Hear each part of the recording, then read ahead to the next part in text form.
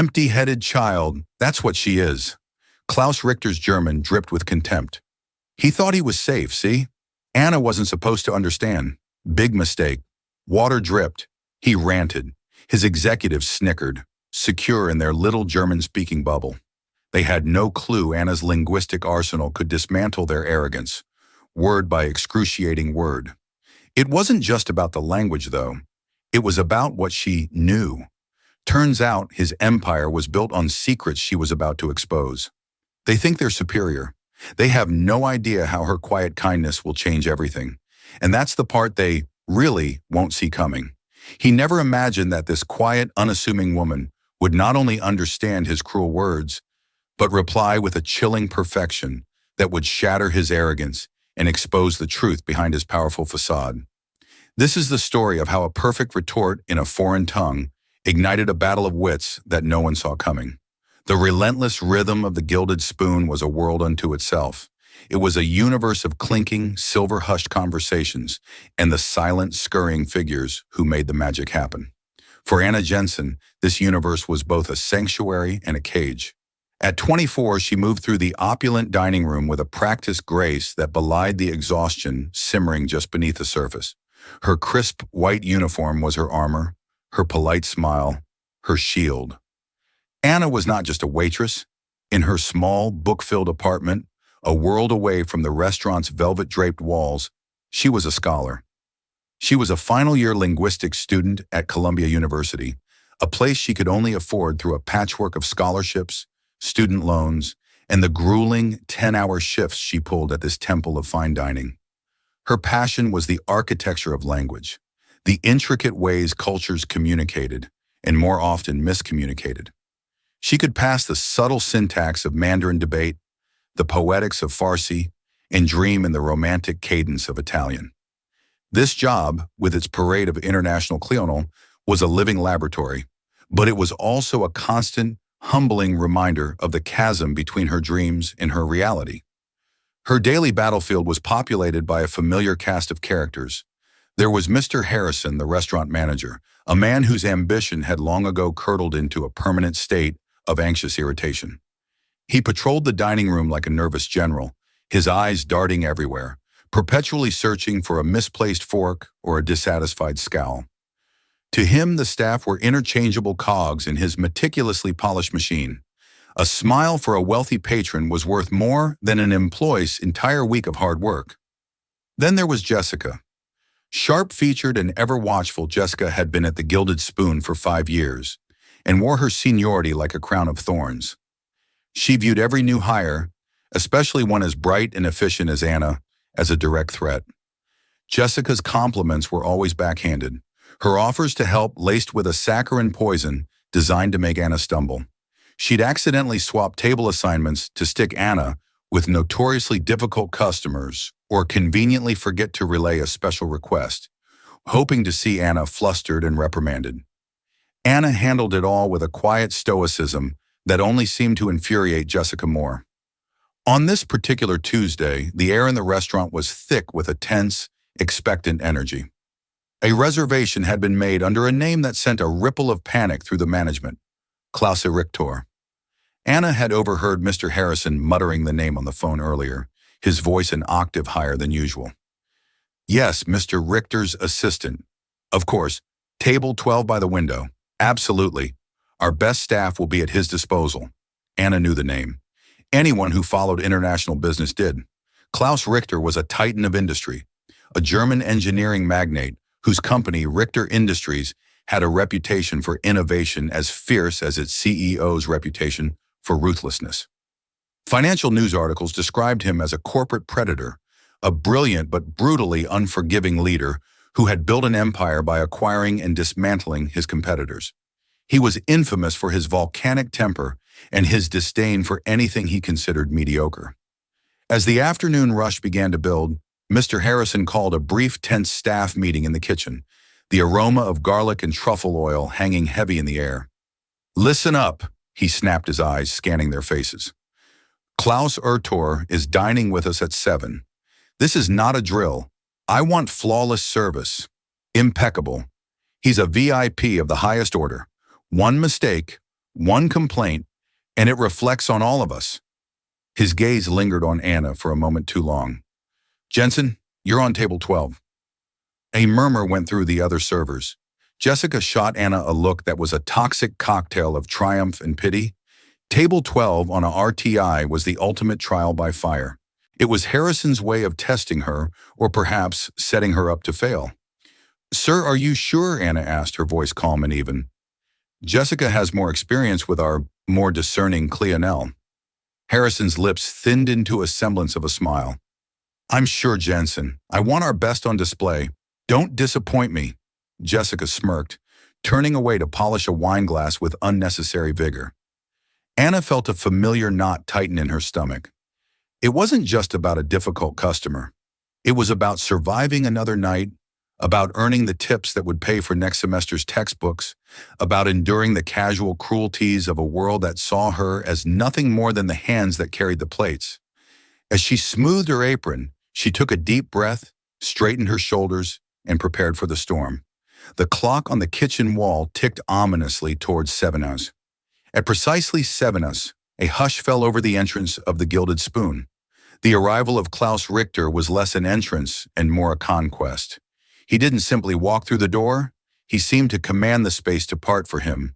He was a man in his late 50s, tall and severe, with a mane of silver hair swept back from a high forehead. His suit was a masterpiece of charcoal gray tailoring, so sharp it looked like it could cut glass. But it was his eyes that held the room captive, pale, icy blue chips of granite that seemed to assess and dismiss everything they saw in a single sweeping glance. Flanking him were two younger men in similarly expensive but less imposing suits. They radiated an aura of high-rung anxiety, their smiles tight, their movements jerky and uncertain. They were his lieutenants, young executives who had clearly learned that proximity to Klaus Rich was a high-risk, high-reward proposition. They hovered near him, not beside him, like satellites caught in a powerful gravitational pull. Mr. Harrison materialized at the host stand, his professional composure cracking into a sycophantic grin. Mr. Richter, welcome. Welcome to the Gilded Spoon. It is an absolute honor to have you with us this evening. Arter's gaze flickered over Harrison, his expression unchanging. He offered no handshake, only a curt, dismissive nod. My table, he stated, his voice a low rumble, with a distinct German accent. It wasn't a question or a request. It was a command. Of course, right this way, Harrison said, practically bowing as he led the trio toward the best table in the house. Anna watched from her station, her heart thumping a steady, heavy rhythm against her ribs. She had served wealthy people before, tech moguls, old money heirs, celebrities hiding behind sunglasses. But this was different. There was an aura of sheer, unadulterated power around, a palpable coldness that seemed to suck the warmth from the air. As Harrison seated them, he gestured grandly toward Anna, who was now approaching the table with menus in hand. And this is Anna, Mr. Richter. She will be your server this evening. She is one of our very best. Anna forced a calm, professional smile. Good evening, gentlemen. Welcome to the Gilded Spoon. RTO's icy eyes landed on her. They didn't just look at her. They scanned her, appraised her, and filed her away under a category she could feel was unflattering. He took the menu from her hand without a word, his fingers brushing hers for a fleeting moment. His touch was cold. The two executives followed his lead, avoiding eye contact with Anna as if she were a piece of furniture. The initial interaction set the tone for what was to come. Richter was not merely a difficult customer. He was a master of psychological warfare. He began by dissecting the wine list, his questions sharp and designed to trip her up. This Shadow Margot, he said, tapping a finger on the ridiculously expensive bottle. The 05. What was the exact rainfall in Bordeaux that summer? Anna didn't blink. It was a notably dry season, sir, which led to a lower yield but highly concentrated grapes. It's considered one of the best vintages of the decade. A flicker of something annoyance surprise crossed RTOR's face before being suppressed. He grunted a sound of reluctant concession and ordered the wine. When she returned to present the bottle, he watched her every move like a hawk, his gaze critical as she expertly uncorked it, allowing it to breathe. He waved away the offer to taste it himself. Just pour it. The meal proceeded as a series of small, calculated provocations. He sent back his appetizer, claiming the seared scallops were a degree overcooked. He complained that the ambient lighting was insipid and that the music was an offense to the ears. Each complaint was delivered in a low-cutting tone, meant not just for her, but for his cowering associates who murmured their agreement. It was a performance, and Anna was the unwilling supporting actress in his display of dominance. Through it all, she remained a fortress of calm professionalism. She apologized gracefully, replaced the dish without argument, and spoke to the manager about adjusting the lights, all with a serene smile that she hoped masked the growing tension inside her. She felt like she was walking a tightrope over a canyon, with Mr. Harrison watching from one side and Richter from the other, both waiting for her to fall. Jessica was a vulture circling overhead, catching Anna's eye from across the room with a look of undisguised glee. The main courses had just been served. RTOR was in the middle of a tirade about a recent acquisition, his voice slicing through the restaurant's gentle hum. Anna approached the table with a silver pitcher of iced water, her movements quiet and efficient. She moved to refill Rita's glass, a task she had performed 1,000 times. But at that exact moment, one of the executives, gesturing emphatically while trying to agree with his boss, bumped the edge of the table. It was a tiny, almost imperceptible jolt, but it was enough. A single small drop of water escaped the pitcher's spout. It arced through the air and landed silently on the sleeve of Klaus Richter's immaculate gray suit jacket. The world seemed to stop. Arthur froze his hand, halting midway to his mouth. He slowly lowered his fork. The two executives stared, their faces draining of color. Mr. Harrison, watching from across the dining room, looked as though he'd just witnessed a car crash. Anna's heart plunged. "I am so terribly sorry, sir." She began her hand, reaching for a fresh napkin, but RTO didn't even look at her. He held up a hand to silence her, his eyes still fixed on the minuscule dark spot on his sleeve, as if it were a mortal wound. Then, with a sigh of profound theatrical disgust, he turned to his two associates. Believing he was safely cloaked in the ignorance of an American waitress, he switched to his native German. The words that came out were not just angry, they were dripping with venomous contempt. In English, what he said was, "Look at this clumsy girl. They hire these pretty empty-headed children and call it service. She probably has the intelligence of a garden gnome. All she is good for is standing there and looking decorative, utterly incompetent." His executives forced out nervous, sycophantic chuckles. In their world, the boss was always right, and the boss was always funny. They looked at Anna with a new layer of pitying disdain, secure in their shared secret, their whispered language. They had no idea that for Anna it wasn't a secret at all.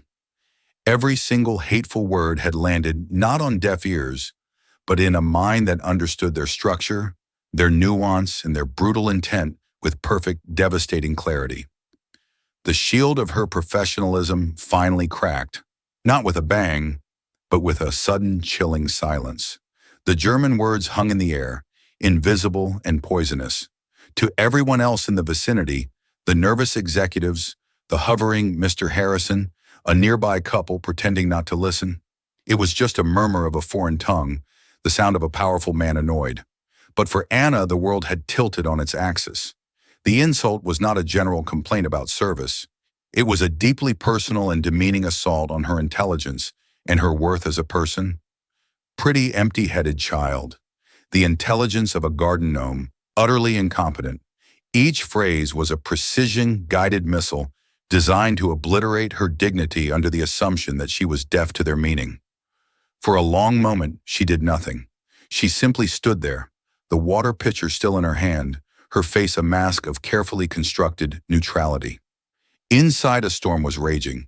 It was the familiar sting of being underestimated, of being judged by her apron and her smile, while her mind, the part of her she valued most, was dismissed as non-existent.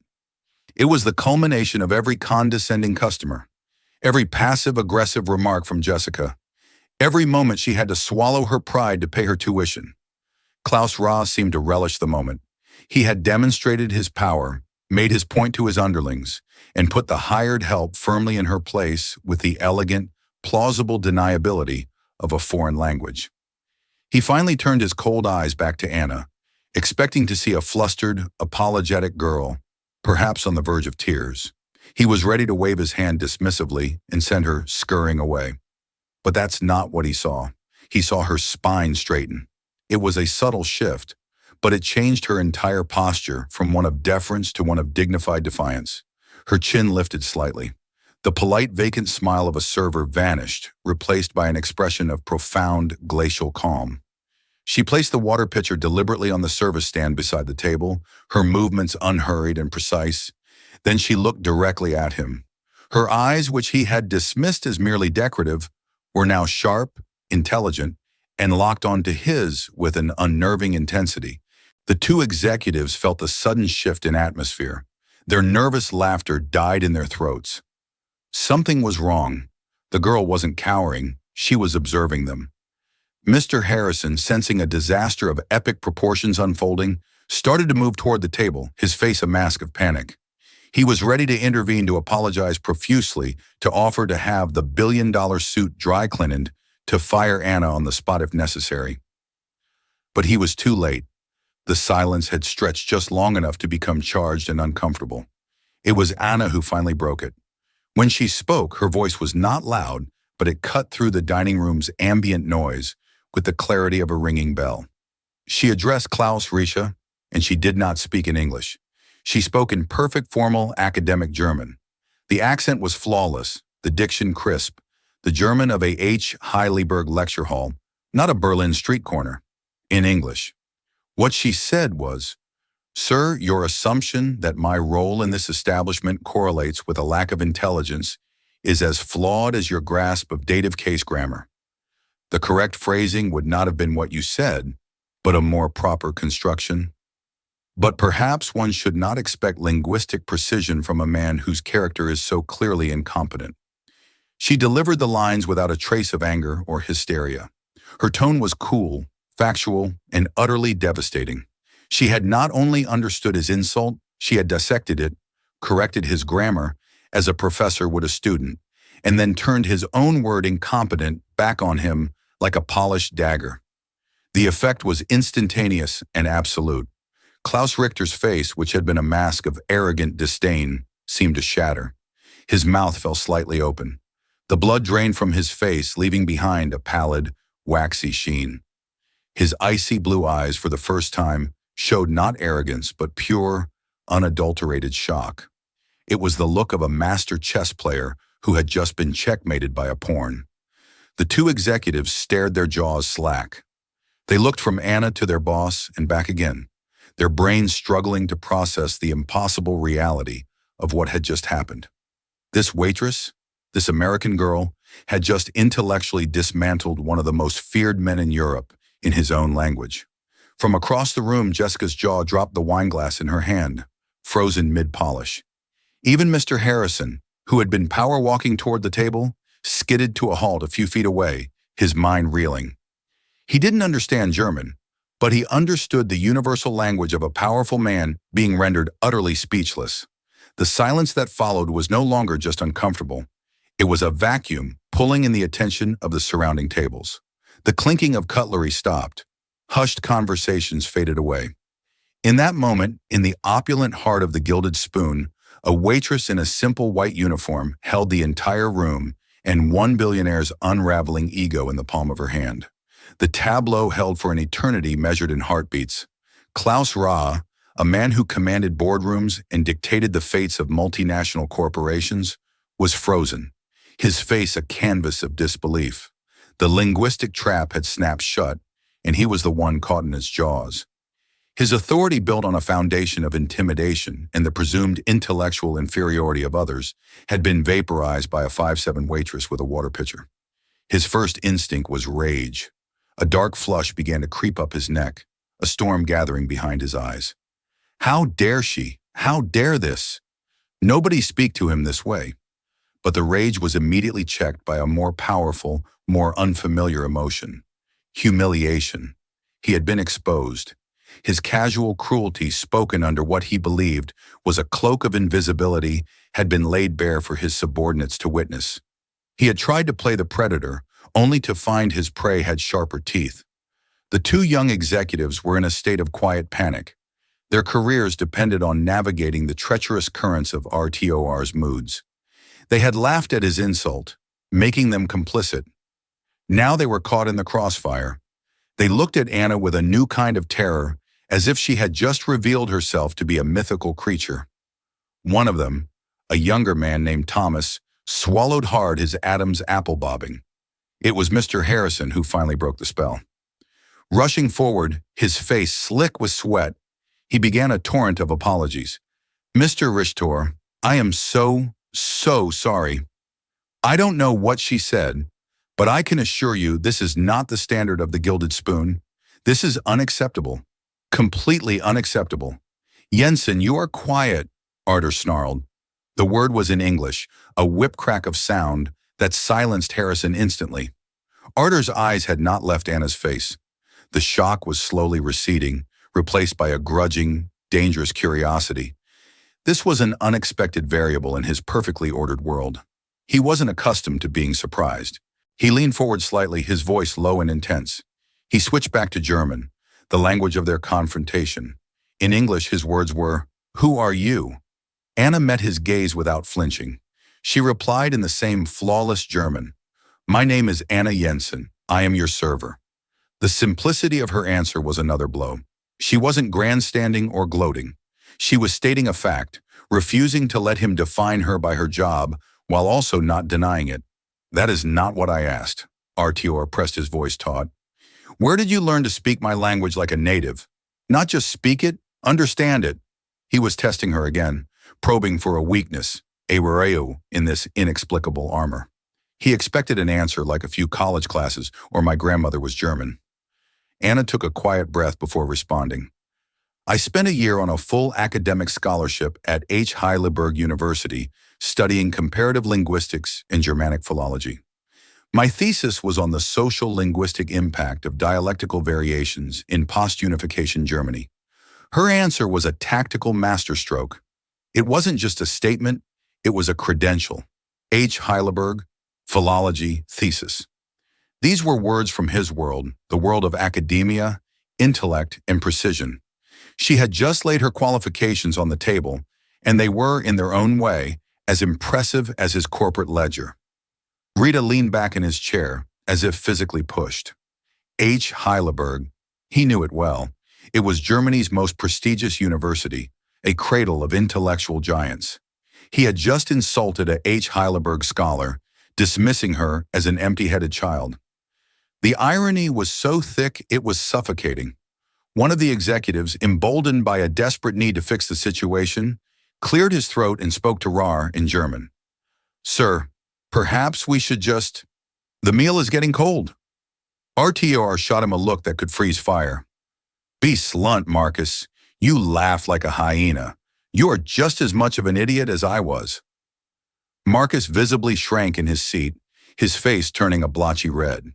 The billionaire turned his attention back to Anna. The game had changed. This was no longer about a spilled drop of water or a rude comment.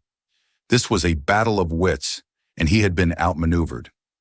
For the first time in a very long time, Klaus Richter was genuinely intrigued. This young woman possessed a rare combination of intelligence, composure, and courage. She hadn't just defended herself. She had counterattacked with surgical precision. Such qualities were rare. Such qualities were valuable. He looked at her, truly looked at her for the first time. He saw past the uniform to the sharp, analytical mind behind her calm eyes. He saw the steel in her spine. In the brutal calculus of his world assets were to be acquired. Mr. Harrison, utterly bewildered by the lengthy exchange he couldn't understand, decided to take action. "Jensen, my office now," he hissed, grabbing Anna's arm. Anna winced slightly at the tightness of his grip, but before she could respond, Eder's voice cut through the air again, now in crisp, authoritative English. "Take your hand off her." Harrison froze, his hand dropping from Anna's arm as if it had been burned. "She is not going anywhere." Urter continued, his gaze unwavering. "In fact, I believe Miss Jensen and I have something more to discuss." He gestured to the empty chair at his table. "Please," he said to Anna, the words sounding foreign and stiff on his tongue. "Sit down." The invitation, or rather the command, sent a new wave of shock through the room. A billionaire asking a waitress to join him at his table. The entire social order of the Gilded Spoon had been turned upside down. Anna stood there, caught between her fuming manager and the most formidable man she had ever met. The architect of her humiliation, now offering her a seat at his table. The fallout was just beginning. The invitation to sit was so outlandish, so contrary to the rigid hierarchy of the restaurant, that for a moment no one moved. Anna looked at the offered chair, then at Klaus Richter's unreadable face. Her mind raced. Was this another test? A trap? A way to humiliate her further in a more intimate setting? Mr. Harrison found his voice sputtering. Mr. Richter, that is highly irregular. She's on duty. Staff are not permitted to. She is on duty for me. Arter cut him off without a glance, and I am now conducting a private business meeting. I trust my privacy will be respected. He shifted his gaze to his two executives. Marcus Thomas, go and inspect the dessert menu at the bar. Take your time. The two men, grateful for the escape, scrambled from their chairs and scurried away toward the bar, leaving a supercharged vacuum at the table. RTR's eyes were back on Anna. Miss Jensen, please. Her training, her instincts, everything screamed at her to decline to maintain the professional distance that was her only protection. But a stronger, more defiant impulse took over. He had started this. He had dragged her into this bizarre confrontation. She would see it through. With a quiet grace that belied the turmoil inside her, Anna pulled out the chair and sat down, her back ramrod straight. Across the dining room, Jessica watched her mouth agape. This was not how the story was supposed to end. Anna was supposed to be fired, humiliated, sent home in tears. Instead, she was sitting at table 12 opposite Klaus Rich, as if she were an honored guest. A venomous jealousy, sharp and hot, flooded Jessica's veins. For a few moments, Richter simply studied Anna. You are not what you seem, Miss Jensen, he said, his English precise. Most people aren't, Mr. Richter, she replied, her voice even. Touché, he conceded, a ghost of a smile touching his lips. It did not reach his eyes. Your German is more than fluent. It is academic. Why are you working here serving overpriced food to people like me? It was the question she had asked herself 1,000 times. She decided on the simple truth. Because H. Heidelberg scholarships do not pay for New York rent or Columbia tuition. This is an honorable job that pays the bills. She said the words with a quiet dignity that was in itself a rebuke to his earlier insult. Honor does not pay for opportunity, he countered, dismissing the sentiment with a wave of his hand. Intellect does. Courage does. You displayed both. Those are commodities, I understand. They are commodities I invest in. Anna remained silent, waiting. My company, Rita Industries, is finalizing a major acquisition of an American tech firm based in San Francisco. The deal is complex. The cultural and linguistic barriers are significant. My American team is competent, but they lack nuance. They see the words, but they don't understand the music behind them. The German team is equally elixable. They see everything as black and white. He leaned forward again, his intensity creating a palpable pressure. I need a bridge, not just a translator who can swap words from one language to another. I have dozens of those. I need someone who understands the psychology of both cultures. Someone who can read the subtext in a negotiation. Someone who can tell me when a yes really means no, and when a polite smile is masking a deep-seated reservation. I need an interpreter of culture, not just language. The implication hung in the air. Anna's heart began to beat faster. She saw where this was going, but it seemed too surreal to be true. I am offering you a position at Richter Industries, he said, the words dropping like stones into a silent pool. You would work directly with my executive team as a special consultant and cultural liaison for this merger.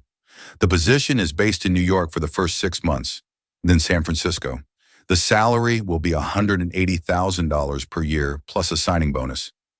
Anna felt the air leave her lungs. $180,000.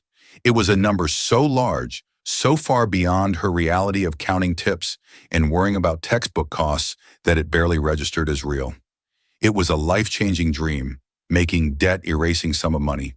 It was freedom and it was being offered by the man who not 20 minutes ago had compared her intelligence to that of a garden gnome. The whiplash was staggering.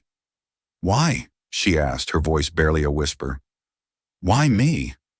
"Because you are not afraid of me," Richter stated simply. "Everyone in my company is afraid of me.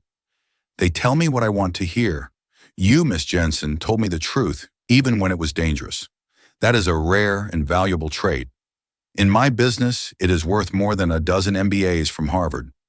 So, what do you say?" Anna looked at his expectant face, at the opulent dining room that had been her prison, and at the open door he was presenting. But her mind was a whirlwind of conflict. Could she work for him? This arrogant, cruel man. Could she accept a future that was born from such a moment of profound disrespect? I need to think about it," she said, her voice regaining some of its strength. Arthur nodded slowly, a flicker of respect in his eyes. He had expected an immediate, grateful acceptance. Her hesitation intrigued him even more. "Very well. Be at my New York office tomorrow morning at 9 EU. Here is the address." He slid a thick embossed business card across the table. "We will discuss the details. Do not be late." With that, he stood, threw a few hundred bills on the table, far more than enough to cover the bill, and walked out of the restaurant without a backward glance. Anna sat in a daze, the business card feeling heavy and hot in her hand. The entire restaurant was staring at her. Mr. Harrison looked like he was about to have an aneurysm, but the most dangerous glare was coming from Jessica. As Anna finally stood up and walked back toward the staff area, Jessica cornered her by the kitchen doors. "So?" Jessica hissed, her voice dripping with acid. "What was that all about? Did you offer him something that wasn't on the menu?" The insinuation was vile, but Anna was too emotionally exhausted to rise to the bait. "It was a misunderstanding, Jessica. A misunderstanding that gets you a private audience and a business card." Jessica scoffed, her eyes narrowing. "I don't know what you did, but I'm not going to let some little college girl come in here and get special treatment. I've worked here for 5 years. I've earned my place." Over the next 2 hours, as Anna tried to finish her shift, the sabotage began. A tray of drinks she was carrying was subtly jostled by Jessica, accidentally bumping into her, causing them to spill all over the floor. A food order she put in was lost, making her table wait for 40 minutes and earning her a sharp reprimand from Harrison. Jessica began whispering to the other staff, casting suspicious glances at Anna, planting seeds of rumor and resentment. Anna realized that even if she turned down Arthur's offer, her life at the Gilded Spoon was over. Jessica, fueled by a corrosive envy, would make every remaining shift a living hell. The world she had known, the cage that had also been her sanctuary, was already beginning to crumble around her. The choice was no longer just about accepting an offer. It was about escaping a place that had suddenly become toxic and untenable. The path forward was terrifying, but the path back was now blocked by flames. The walk home from the Gilded Spoon felt like a journey through a dream. The familiar New York City streets, the blare of horns, the chatter of late-night crowds, the scent of street vendor hot dogs were all a muted backdrop to the roaring chaos in Anna's mind. In her pocket, Klaus Richter's business card felt less like paper and more like a weighted artifact from another dimension. Klaus Richter, CEO, Richter Industries. The severe minimalist font seemed to mock the cluttered reality of her life. Her apartment was a tiny fourth-floor walk-up, her sanctuary filled with towers of books on linguistics, history, and poetry. It was a space that was entirely hers, paid for by aching feet and forced smiles. Tonight, however, it felt small and constricting. She sank onto her worn-out sofa, the springs groaning in protest, and stared at the card. $180,000, music. The number was an absurdity. It was the solution to every problem that kept her awake at night. It meant an end to student loans that hung over her future like a guillotine. It meant no more choosing between a new textbook and a proper meal. It meant she could finally help her mother, a retired school teacher living on a meager pension in Ohio. It meant she could step out of the shadows of service and into the world she had studied for, a world of international consequence. But the price of this golden ticket was allegiance to Klaus Richter. She replayed the scene in her mind, the ugly German words echoing with perfect clarity. Clumsy girl, empty-headed, incompetent. He hadn't just insulted her, he had reveled in it. He had used his power and his language to dehumanize her for the sport of it, to entertain his sickens. Could she work for a man like that? Could she sit in meetings with him, assist him, and contribute to his success, knowing the foundation of their relationship was his own casual cruelty? To accept his offer felt like a form of complicity, a tacit endorsement of his behavior. It felt like selling a piece of her soul. Her phone buzzed. It was a text from her mother. "Just checking in, sweetie. Hope you had a good shift. Love you." Anna's eyes welled with tears. Her mother had sacrificed so much for her, working 2 jobs for years to ensure Anna had the best education possible. It was her mother who had nurtured her love for languages, buying her used German and French storybooks from thrift stores. This job offer wasn't just about her own future. It was a chance to repay that lifetime of devotion. How could she turn her back on that? The conflict tore her apart. One path offered integrity, but a continued struggle. The other offered a brilliant future, but it was paved with moral compromise. Her thoughts were interrupted by another buzz. A text from a Sea Orker, a kind busboy named Leo. "Hey, you okay? Jessica is telling everyone you got a customer's number and Harrison is on the warpath. Just watch your back." Anna's heart sank. Jessica wasn't just whispering. She was building a narrative, a false, ugly story that would taint Anna's reputation long after she was gone. The sabotage was escalating. It confirmed what she already knew. Her time at the restaurant was over one way or another. She couldn't go back to that environment. Not now. The illusion of it being a safe, if temporary, workplace had been shattered. She stood up and walked to her desk, pushing aside a stack of papers on Chomsky's theory of universal grammar. She opened her laptop and began to research. For hours, she dove into the world of Klaus Richter and Richter Industries. She read financial reports, press releases, and scathing opinion pieces. He was described as a visionary monster, a brilliant butcher, and a necessary evil in the cutthroat world of global tech. His company was known for its aggressive takeovers, but also for its groundbreaking innovations in sustainable engineering. He fired people without a second thought, but he also funded massive philanthropic projects in education and the arts. He wasn't a simple villain. He was a complex, contradictory, and powerful force, and he was offering her a seat at his table. Anna thought about her studies. Linguistics wasn't just about grammar and vocabulary. It was about understanding that meaning is shaped by context, power, dynamics, and perception. It was about navigating the space between what is said and what is meant. The job was offering. It was a real-world application of everything she had ever learned. It would be the ultimate test. A new feeling began to crystallize, pushing through the fear and indignation, a spark of defiance. Why should she be the one to retreat? Rita had underestimated her once. Perhaps the best way to answer his insult wasn't to walk away, but to step into his world and prove him wrong on a daily basis. She wouldn't just be his translator.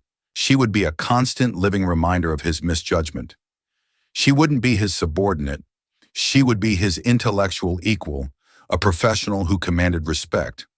Not because he gave it, but because she earned it. The decision settled not with a feeling of joy or relief, but with a quiet, steely resolve. She would go to that meeting. She would accept the job, but she would do it on her own terms. She would set boundaries. She would not be one of his cowering executives.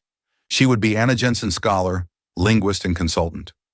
Her value was not something he was giving her with a salary. It was something she was bringing to his company. She spent the next hour drafting an email to Mr. Harrison, a simple professional resignation effective immediately. She cited a sudden, unexpected career opportunity. She did not mention Klaus Ra. She would not give Jessica the satisfaction of knowing the truth. Let them believe what they wanted. She was already moving on. As dawn broke, painting the New York skyline in shades of gray and pink. Anna showered and chose her outfit with the care of a general preparing for battle. She didn't have a corporate wardrobe, but she had a simple, well-fitting black dress, a classic blazer she'd bought at a thrift store, and low, sensible heels. She pulled her hair back into a sleek, professional bun. Looking in the mirror, she no longer saw the tired waitress from last night. She saw a woman standing at a crossroads, choosing the more difficult, more dangerous, but infinitely more promising path. She was terrified, but she was ready. She picked up the business card from her desk and walked out the door, leaving her old life behind. The Richter Industries building was a monument of glass and steel that pierced the Manhattan sky, a testament to the ego of the man who built it. Its lobby was a cavernous, intimidating space of polished black marble and stark white walls adorned with abstract art that probably cost more than Anna's entire college tuition. The air was cool and smelled faintly of money and ambition. Men and women in impeccably tailored suits moved with a brisk, silent purpose, their faces set in masks of serious determination. It was a world away from the controlled chaos of the Gilded Spoon. Anna walked to the imposing front desk, her low heels clicking softly on the marble floor. "Anna Jensen for Klaus Richter. I have a 9-hour appointment." The receptionist, a chic woman with an avant-garde haircut, looked at her with a flicker of surprise. Anna didn't look like the usual parade of investment bankers or corporate lawyers, but a quick tap on her keyboard brought up the appointment. The surprise morphed into professional deference. "Of course, Miss Jensen. Mr. Richter is expecting you. Please take the express elevator to the 80th floor. His executive assistant will meet you there." The elevator ride was a silent, stomach-lurching ascent. As the city shrank below, Anna's resolve wavered for a second. What was she doing here? She was a linguist, a student. She was about to walk into the lion's den, armed with nothing but a few degrees and a stubborn sense of self-worth. She took a deep breath, clutching her portfolio, and remembered the promise she'd made to herself. She was not here for a job interview. She was here for a negotiation. The 80th floor opened up to a serene, minimalist office space with a panoramic view of Central Park. A severe-looking woman with a headset, Richter's executive assistant, greeted her without a smile and led her to a pair of massive oak doors. "Mr. Richter will be right with you." Anna was shown into a vast corner office. 3 of the walls were floor-to-ceiling windows, making her feel as though she were floating over the city. The 4th wall was lined with books, not just business texts, but philosophy, history, and classical literature in German, English, and French. A large, formidable desk stood like an altar in the center of the room. Klaus Richter was not there. It was a classic power play. Make her wait in his intimidating space to remind her of his importance and her insignificance. But Anna didn't feel insignificant. She felt curious. She walked over to the bookshelf, her fingers lightly tracing the spines. Schiller, Goethe, Kunt, but also Twain, Faulkner, and Whitman. The man was well-read, a fact that both intrigued and troubled her. He was not an ignorant brute. His cruelty was the product of a sharp, educated mind. "I see you are admiring my collection, Miss Jensen." Arter's voice came from the doorway. He had entered silently. He was dressed not in a suit, but in a simple dark cashmere sweater and trousers, an intentional choice to appear more approachable, to shift the power dynamic. Anna didn't buy it. "A person's library can be very revealing," she replied, turning to face him. "And what does mine reveal to you?" he asked, walking towards his desk. "That you value the architecture of great arguments," she said, "and that you are a man who understands the power of words." A flicker of a genuine smile touched his lips this time. "Indeed, it is why I believe we have business to discuss. Please sit." He gestured to a chair opposite his desk. It was still a position of supplication, but less formal than the night before. "Thank you, Mr. Richter," she began, remaining standing. "Before we discuss your offer, I have some terms of my own." His eyebrows shot up. This was not on his script. "You have terms?" "Yes," Anna said, her voice steady and clear. "First, our professional relationship will be based on mutual respect. My role is to provide expert consultation. I will not be an errand girl, nor will I tolerate being spoken to in a demeaning manner in any language.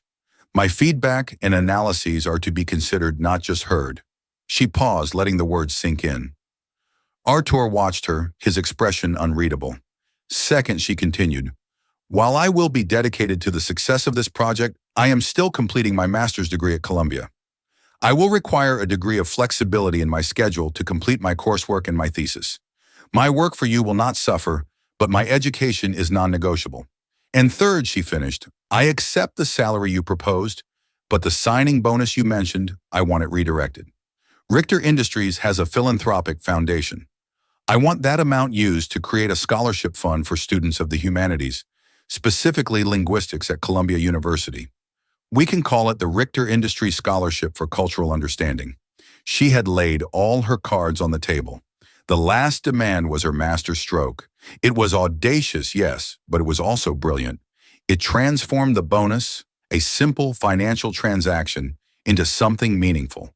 It forced him to put his money where his mouth was, to publicly validate the very field of study he had privately mocked. It was a checkmate. RTOR was silent for a full minute, his steepled fingers covering his mouth as he stared at her.